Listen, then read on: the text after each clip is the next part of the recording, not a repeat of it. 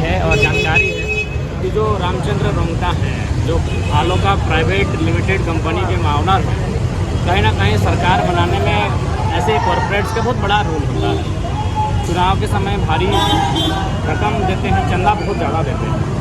इसलिए मेरा मानना है कि भले भारत लिखा हो, भारत का संविधान लोकतांत्रिक व्यवस्था गणराज्य की बात करता हो, लेकिन धरातल में लोकतंत्र में केवल कॉरपोरेट्स का दर्जा है।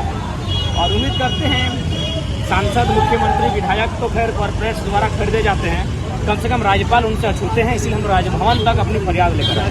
राज्यपाल माना जाता है और ये सच्चाई है कि राज्यपाल तो कम से कम कॉरपोरेट्स की जो धनराशि से अछूते हैं। इसीलिए अपनी फरियाद और पीड़ा लेकर लाचार बेबस अस्थायी लोग राजभवन तक आए हैं। पद यात्रा करते हुए लगभग 60-70 मायने रखती है। आज के डेट में लोग ऐसी कमरे से बाहर नहीं जाना चाहते हैं, अपने 4 व्हीलर से नीचे नहीं उतरना चाहते हैं। और ऐसी परिस्थिति में 60 किलोमीटर की पद यात्रा और इसके बावजूद अगर नहीं सुनवाई होती है तो फिर लोकतांत्रिक मूल्यों का कोई महत्व नहीं रहता।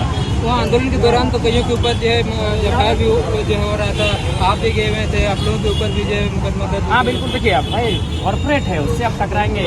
भारत देश में ईस्ट इंडिया कंपनी का शासन है। भले लगता है इनको कि संविधान का शासन है, लेकिन इनडायरेक्ट रूप से ईस्ट इंडिया कंपनी का शासन आज भी है।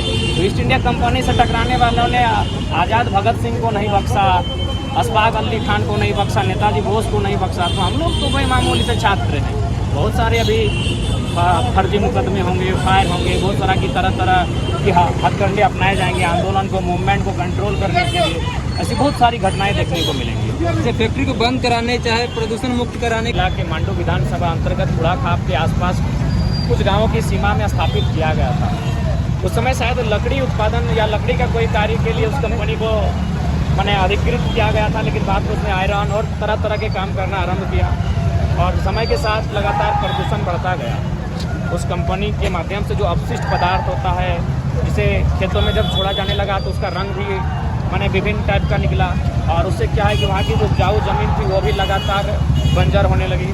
और फिर जब कि वहाँ के जो साग सब्जी जो पैदावार होते हैं, उनका क्या है कि हाइट ही कम होने लगा। जैसे बैगन का गाछ, अगर आप दूसरे गाँव में जाके देखें बैगन के पेड़ की ऊंचाई तो एक अलग हाइट मिलेगा, लेकिन अगर बुढ़ाखाप के इर्द गिर्द जो 2-3 गाँव हैं, वहाँ अगर बैगन के पेड़ की ऊंचाई देखेंगे तो एक अलग टाइप से संयंत्र कहीं भी लगता है तो प्रदूषण नियंत्रण संयंत्र भी साथ में लगता है। जब भी कोई फैक्ट्री या इस प्रकार की फैक्ट्री की स्थापना होती है जिसके चांसेस होते हैं कि उसमें प्रदूषण निकल सकता है, तो बिल्कुल प्रदूषण संयंत्र वहाँ स्थापना हो जाती है। यानी कंपनी लगने के साथ ही प्रदूषण संयंत्र की स्थापना होती है। लेकिन यदि आज आलोका प्राइवेट लिमिटेड कंपनी अगर आज 15-20 वर्षों बाद अगर जंगल की जमीन को मांग रहा है कि हम प्रदूषण संयंत्र लगाएंगे, ये दुर्भाग्य का विषय है। ये लोकतंत्र की हत्या है। क्या कहेंगे जो तमाम जनप्रतिनिधि विकास की बातें करते मिनरल्स वाला राज्य है और जब तक फैक्ट्री नहीं लगेगी विकास नहीं होगा? हाँ बिल्कुल, फैक्ट्री लगनी चाहिए, लेकिन उसके लिए आपको एक विस्थापन की अच्छी नीति होनी चाहिए। बिना विस्थापन नीति का फैक्ट्री लगा देंगे, मान के चले किसी का 4 एकड़ ही जमीन है, सारा एकड़ जमीन आपका फैक्ट्री ने अधिग्रहण कर लिया,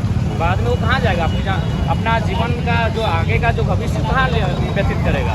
इसलिए बेहतर विस्थापित नीति होनी चाहिए। सही बात है, हमारे यहाँ सबसे ज़्यादा मिनरल्स है, तो वो जो कच्चे माल हैं उनको पक्का करने के लिए फैक्ट्री लगनी चाहिए, लेकिन मैक्सिमम लाभ हमें मिलना चाहिए। मिनरल्स हमारे यहाँ राज्यपाल के पास जा रहे हैं, सीएम और आयुक्त विधायक के पास नहीं जा रहे हैं। देखिए अभी तो डीसी का हाल ये है ना रामगढ़ की, जैसा कि महिलाएं अगर परिचय देती है बुढ़ाखाप से तो उनके निकल जाती है, उनसे बात तक नहीं करना चाहती है। तो जाहिर सी बात है, जो अभी हम लोग का आंदोलन की जो प्रक्रिया होती है वो छोटा से ही बड़ा हुई है। और मुख्य ऐसा बात नहीं है कि विधायिका के अंग जो है उन तक आवाज़ नहीं पहुंची। जब विधायिका के अंग तक आवाज़ पहुंची, सुनवाई नहीं हुई, तो फाइनली कार्यपालिका के जो राज्य के सर्वोच्च अंग होते हैं, माननीय राज्यपाल महोदय, हम लोग उनसे मिलने के लिए आए हैं। उम्मीद करते हैं, क्योंकि ऐसा माना जाता है कि जो विधायक सांसद होते हैं वो कहीं ना कहीं कॉर्पोरेट्स के चंदे से चुने जाते हैं, लेकिन राज्यपाल जो होते हैं वो उस चंदे से बाहर होते हैं। राज्यपाल एक विशिष्ट व्यक्ति होते हैं, राज्य के सर्वोच्च रहनुमा होते हैं और वह उन मापदंडों से बाहर होते हैं। उम्मीद करते हैं इसलिए उम्मीद हम लोग करते हैं कि चलिए मुख्यमंत्री चंदे से चुनकर आए हैं। राज्यपाल अपनी बुद्धिमत्ता, अपने विवेक,